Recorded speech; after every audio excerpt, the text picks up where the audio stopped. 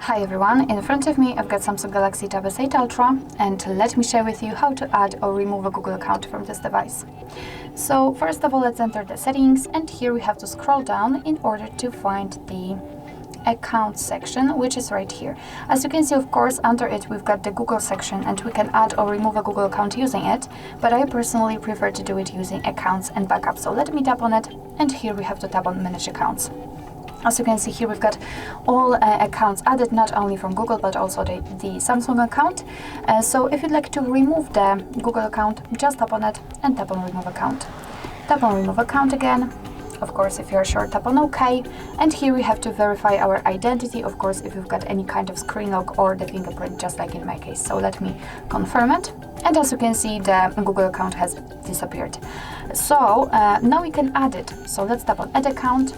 Choose obviously Google, and make sure that you've got the internet connection because it is required.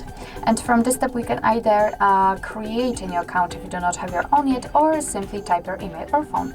So let me do it, and I've got it saved, so just let me tap on it, tap on next. Right now we have to enter the password, so let me do this out of the screen.